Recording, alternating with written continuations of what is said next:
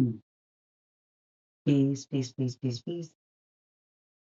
So the last playlist that I completed was about my childhood intuition, connecting with nature, returning, holding on to that, and returning to it as I matured, as I developed spiritually, as I was initiated as a traditional priest. And it's funny how things connect. So yesterday, my son asked me, this is the kind of communication that I encourage with my children and their friends. If their friends have questions, I pray that for all of our children that we have communities of adults around them that will answer them honestly, thoughtfully, carefully, all those things. So my son yesterday, I'm driving him to a birthday party, and he says, "Mommy, you said sex was good." I said, "I did." And he said, because I looked up exercise or something he did with sex exercise. And he said, it says sex is, and so we talked. I said cardiovascular, that it's cardio, not cardiovascular, that it's a cardio workout. He said yes. And then he said, and it says it relieves stress. I said, uh-huh. And he said some other benefit of sex. And so I said, those are all true. Um, Sex is marvelous. And because it's marvelous, it's also very precious. So the places where we get into trouble is because sex is so powerful, because it's so marvelous, because it does all those wonderful things. Oh, I talked to him about endorphins, about it creating endorphins, um, allowing people to be linked to each other, and then talk to him about when something's very precious and people misuse it, what happens there too. So he loves to eat, like loves to eat. And I said, you love to eat, but you eat a mix of things. You eat healthy food, you eat a couple treats. If you ate nothing but the treats or nothing but the salty, sweet things, your belly would be sick. But in balance, you're eating a healthy um, diet, then you feel good. I said, sex is similar. There are people who engage in sex because they um, are hurting or look to hurt someone else, taking advantage of people. So those things are not, that is what takes away from sex being good. So we talked about that, and I mentioned something to him about not falling into traps that are set for him as a young man and, whatever. So I think about that because this week we're talking about how sex is not sin, how it's a portal, nervous system regulation, just all the blessings of it. The things we lose when we um, separate sex from spirit. So I wanted to start with the story about my son because I appreciate how open and honest he is, and then connected to my mom. So when I was a baby, my mother says that uh, I would touch myself, and she would touch my private parts, and the doctor would say, and she came to the doctor concerned. My baby keeps touching her privates, and he said, "Well, that's because it feels good, mother." So her behavior toward me and exploring my body and getting to know what felt good for me, um, she didn't go into it a whole lot, but what she would say was, "That's private. So, you can't do this in other places. You need to make sure that you're in the privacy of your own room." She never discouraged me. She never told me it was dirty. My mother had these books called Woman Alive, some wonderful 70s books with women who had beautiful hair under their arms and, long hair or big froze or whatever. And that's how she showed me anatomy. So, long before, maybe not long before, but before before our fifth grade foray into sex ed, my mother had already shown me these books. And so I was already confident in calling my body parts by the names that they have.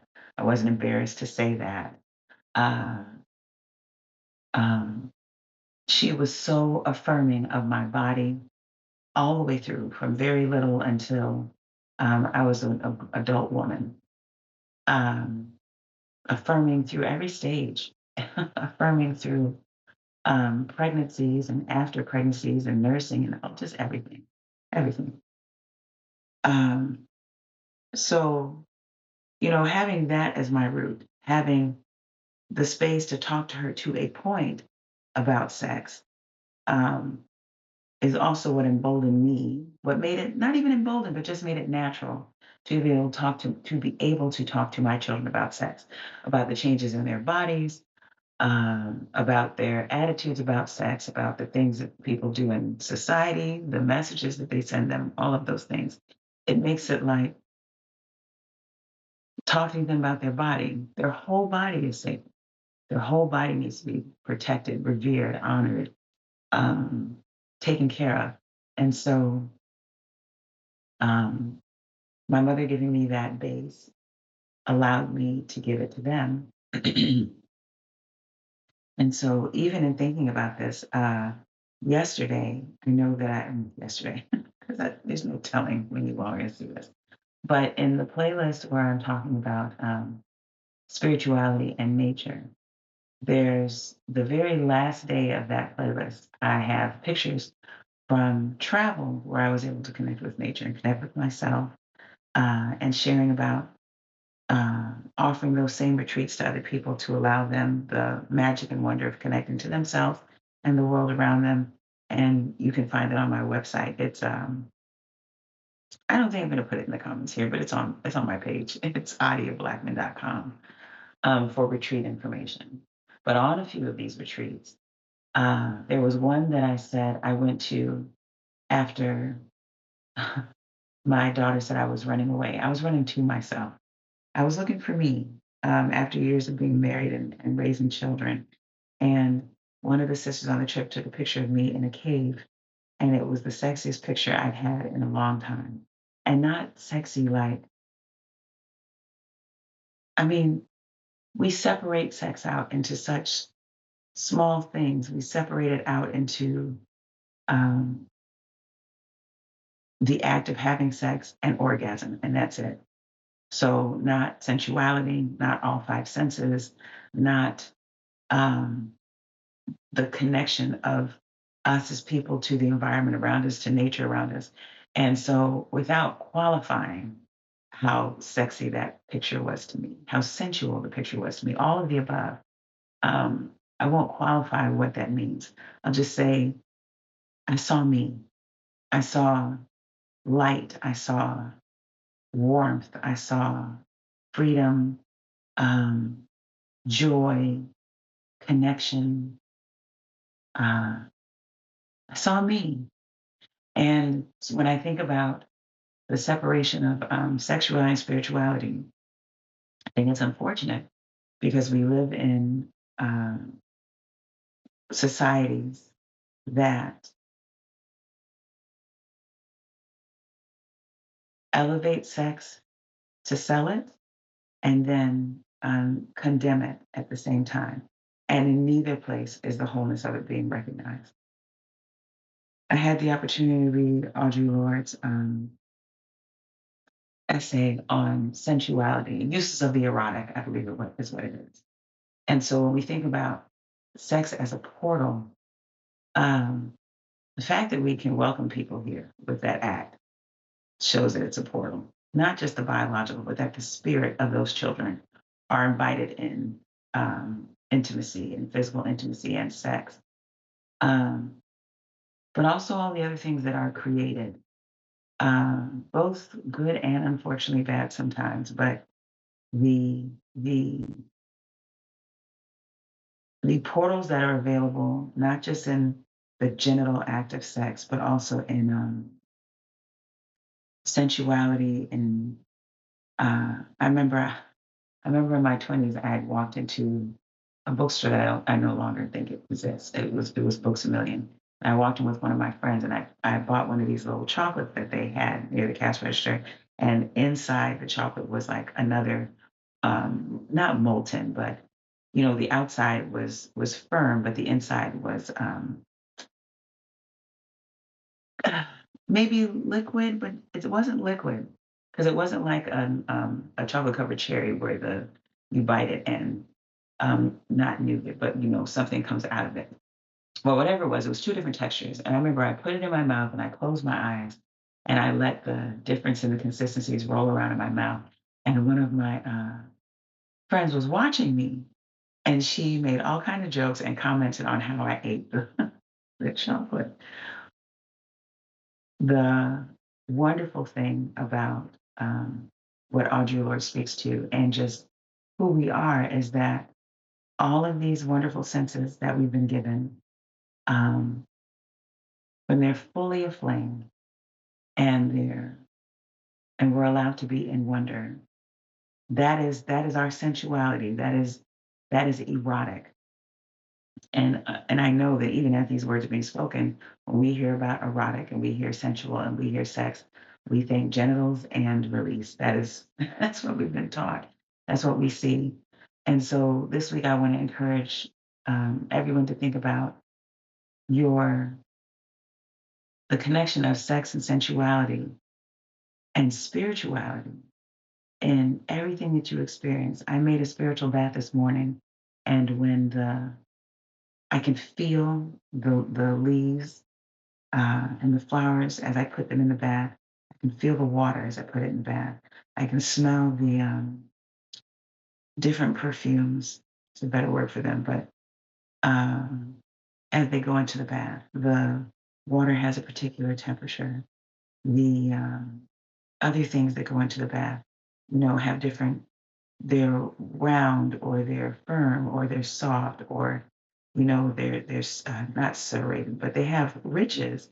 And when I finished and poured libation into the bath and sat for a minute, and then got ready to cover the bath so that the family can take it later, the smell of it wafted up to me, and that's what let me know it was done. I was like, oh, okay, it's ready, and it'll continue to steep through the day.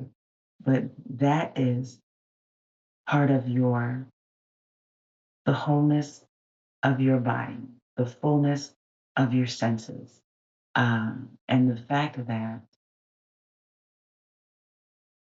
that it can be encouraged, mm, even from my mother, and all of the warmth and encouragement and affirmation of my body and sensuality and knowing what my body, the function of the parts of my body. We also had a very stringent, um, Christian supported, good Black girl supported discussions of sex. So, don't do this, don't do that, don't do this, don't do that. Um, don't contract this, don't get pregnant, don't. So I preached a sermon one time where I said we teach our children to that sex is so good we should save it for someone you love, and then we also teach them that it's dirty and don't ever do it. So this week we're going to look at the power in sexuality and spirituality and how they are not separated. How just how they're not separated, and how there's power in aligning, in authenticity, in just the joy of being in these bodies. This is a short time to be in this flesh, and to have healthy flesh where you can feel and you can touch and you can smell. Like right now, there's incense burning in the room. Um, is a real blessing, is a joy, and we're not spirits hitching a ride in these bodies. We are married to these bodies for the time that we get to be here in these bodies, and then we continue to move forward in spirit. And so there's just want to encourage you to consider that this week. I will probably share The pictures from my, because there were a few pictures where just being in the water, just being in the sun, and I'm in a bathing suit. And so I know the first time one of my friends saw it and were like, oh, we can't share this, um, concern for thirst traps and who's going to come after me and all of these things. And eventually I did share these pictures for me.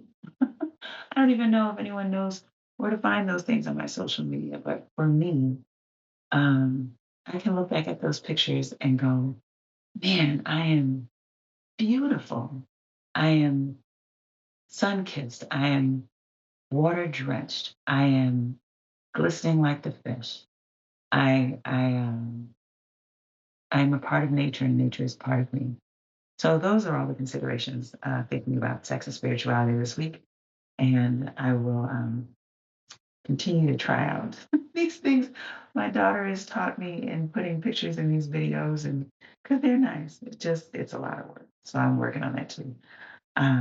This is Reverend Hopeful Waterloo Yogi Sister Mama Adi is saying, "There's no separation. You are a whole being, a whole beautiful being, and I'll see you soon."